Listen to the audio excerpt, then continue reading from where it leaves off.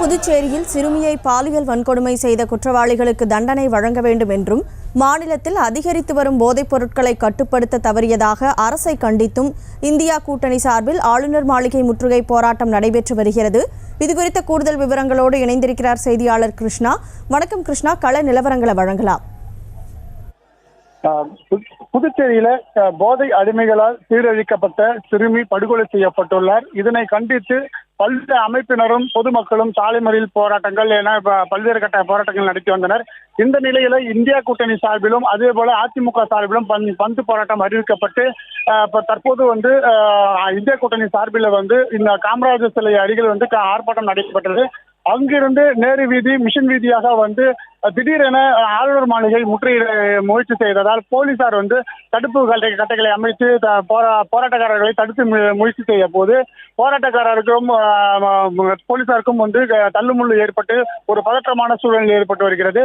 புதுச்சேரியில் அதிகரித்து வரும் இந்த கஞ்சா போதை பொருட்களை கட்டுப்படுத்த வேண்டும், மேலும் இந்த குற்றவாளிகளுக்கு கடுமையான தண்டனை வழங்க வேண்டும் உள்ளிட்ட கோரிக்கைகளை வைத்துதான் பந்து போராட்டமானது நடைபெற்று வருகிறது.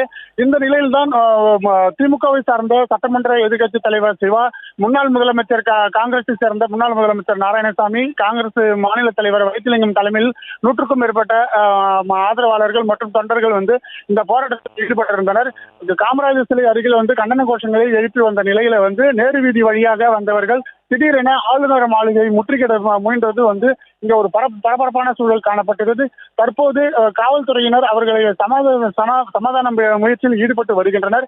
ஆனாலும் அவர்கள் தங்களுடைய கோஷங்களை எழுப்பி நியாயம் கிடைக்க வேண்டும், ஆளுநர் தான் ஒரு பெண் ஆளுநராக இருக்கும் இந்த மாநிலத்தில் இது போன்ற குற்ற சம்பவங்கள் நடைபெறுகிறது. அதே போல அதிக அளவில் இந்த ரெஸ்டோ பார்கள் இங்க புதுச்சேரி அரசானது கொடுக்கப்பட்டுள்ளது.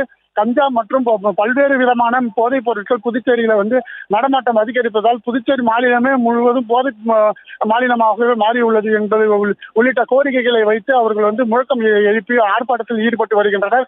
தற்போது இந்த ஆர்ப்பாட்டமானது தொடர்ந்து நடைபெற்று வருகிறது. இங்க காவல்துறையினர் அதிக அளவில் இல்லை என்றால் புதுச்சேரி முழுவதும் இந்த பந்து போராட்டம் நடைபெறுவதன் காரணமாக இந்த காவல்துறையினர் இந்த போராட்டக்காரர்களை தடுத்து முயற்சி செய்வதற்கு குறைந்த அளவிலே இருப்பதனால் அவர்கள் தடுப்பு கட்டையில் தாண்டியும் முயற்சி செய்து வருகின்றனர்.